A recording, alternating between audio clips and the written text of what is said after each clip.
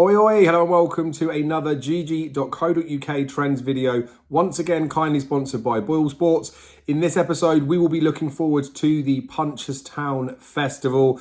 As far as I'm concerned, it's one of the big three spring festivals. I know we have Fairy House this weekend currently taking place at the time that I'm recording this. There is some phenomenal racing there, but as far as I'm concerned, nothing beats Punchestown for the end of the jump season. Now, we do have Sandown to contend with this coming Saturday, where Willie Mullins will be throwing lots of big names at the entries, trying to retain his British Trainers Championship title.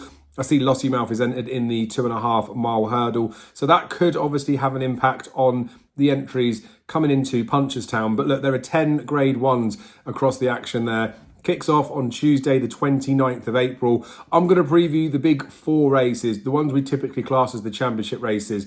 We're going to look at the Champion Chase, we're going to look at the Gold Cup, we're going to look at the Stayers Hurdle, and we're going to look at the Champion Hurdle to see if we can profile what it's taken over the last 10 years and this century to win the race, and to see if that can give us a clue to who might land the spoils this year. Now, links will be in the description for all four of these articles. I am recording this on a bank holiday Monday, so whether they're on the website today, tomorrow or Wednesday, I'm not entirely sure, but I'll update the links as we go through.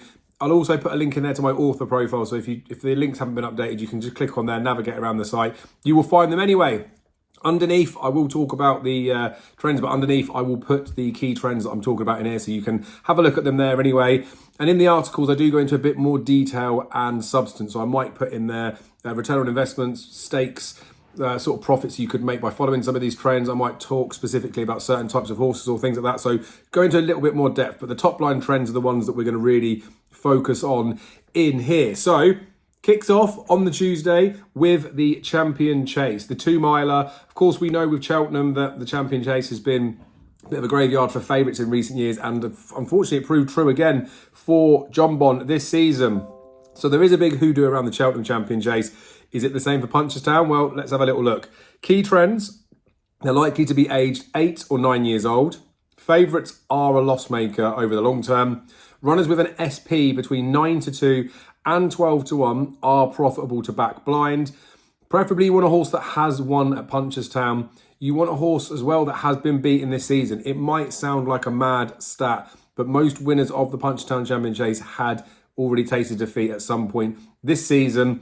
And also you want a horse that has their furthest win at between 2 miles 4 furlongs and 2 miles 5.5 furlongs.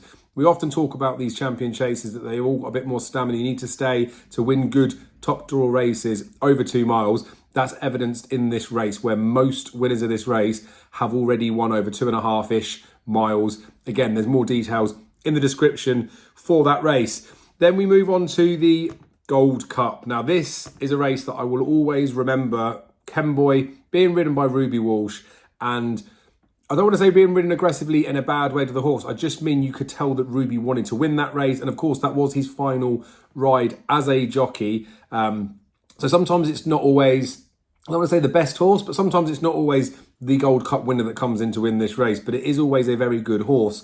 Key trends for this one are the winner will be no older than 9. They're likely to be aged 7 or 8. Will have an SP of between 14-1 and 20-1, or they will be 4-1 or lower. Again, detail more about this in the articles to do with prices, but ultimately you don't want to be backing horses that are priced bigger than bigger than 4-1 and lower than 14-1. So let's just say 9-2 up to 12-1 for conversation's sake, or anything bigger than 20-1, so your 25-1 bar. They last ran at Cheltenham or Aintree. I'll go into more details there, whether either of those are actually profitable to back blind. They should have already won at Punchestown. You want a horse that has run at 3 miles plus and ideally should have won at the trip or further. Sounds obvious for a Gold Cup type thing, but sometimes you do get horses stepping up in trip. A grade 1 winner priced 4-1 or shorter. If no grade 1 win prior, then they should be no bigger than 20-1. So the trend for there I'm talking about is, it's easy for these types of races because they are so top tier to say, well, look, they should have won a grade 1. If you've got a horse that has won a grade 1, they should be priced 4-1 or shorter. That is profitable to back blind. If they haven't won a grade 1, they just can't be bigger than 20-1. So where I had that window earlier of 14 to 20-1, you might find some winners at bigger prices, but there are going to be horses that haven't already won a grade 1. If you've won a grade 1 and you're bigger than 4-1, you pretty much can discount them in this race. Next race we're going to look at is the Stayers Hurdle. This is going to be the benefit that was Aintree's loss, where, I mean, I'm confident that Tiapu would come here. Very good in the race last year. And we know this is a horse that has been won by multiple horses. Classical Dream won this 3 times in a row. Quevega landed this 4 times in a row. Now, Tiapu's only going to be coming back to win his second, but he is the type of horse that could come back and do it again and again and again. So is that the profile we should be looking for in here? Well, the winner's likely to be aged 7 to 9 years old. Bit of a top team theme for these championship races. They're likely to have an SP of 6 to 1 or shorter. Again, I detail further about specifics to do with favourites in here in the articles. They last ran at Aintree or Cheltenham, but they didn't have to have won last time out. So lots of those horses that will be springboarding from the festivals, you would expect them to have won last time out probably, or at least you'd think that way.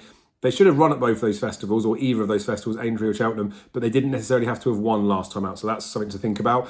If they're Irish trained, they should already have won at Punchestown. British Raiders, you can forgive. They should have won this season, and then the preference is for only 1 win, though. Ideally, has won 3 or more Grade 1s. So I touched on it with the Gold Cup, where just win an A Grade 1, and if they're priced shorter than 4 to 1 can be profitable. If they've won 3 or more Grade 1s, that has been a profitable statistic to follow in here. Again, detailed within the articles. Then the Champion Hurdle. Now, this race, like, it could be salivating, it could be mouthwatering, it could be a clash between all the horses that we want to see, but it also could not be. But whichever way it spins out, it's going to be a decent race. We've had some big names that have won this in the past. Key trends for this, you want to look to 7 and 8-year-olds. You do want to respect favourites. The winner will be sent off 7 to 1 or shorter. They're expected to hold an official rating of 164 or higher. And you also want to respect the highest rated runner in this field. So with the Bears, you would add £7 to their ratings. They need to be officially rated 164 plus, and you want to respect the highest rated runner in the field. Likely that they have actually won at 2 miles, 4 furlongs or further. So again, I talk about championship 2-milers. They do seem to have stamina in abundance too. And they should already be a multiple Grade 1 winner. So they're the quick trends, I guess, for the 4 big races at Punchestown. I say the 4 big races because, like I said, there's 10 Grade 1s. There's some phenomenal action across all of the days there. I'm very excited about it. We've had a bit of wet weather as well. Not entirely sure what the ground's going to ride like on the day, but it's going to be good, nice racing ground. Aintree was possibly a bit too quick for lots of horses. We've obviously had Fairy House abandoned because the rain was too much. I think we're going to have real good conditions at Punchestown, which will make it nice betting heats, hopefully. So, of course, gamble responsibly. These trends are there to serve you as, I guess, food for thought. They can profile winners in certain types of races. As I say, there'll be links in the description. If they're not already there, they will be updated over the coming days. I wish you all the best of luck with the horses that you may or may not follow within Punchestown. We'll be back this Thursday with a Weekend Watch episode to cover the Sandown season finale. A couple of races from elsewhere in there too, but really excited about that. And then it's going to be ramping up for the flat. So make sure you are liking the video. Make sure you're subscribed to the channel and you'll be notified when we do upload future videos. Drop a comment with what your best bet or the horse you're most excited about for Punchestown.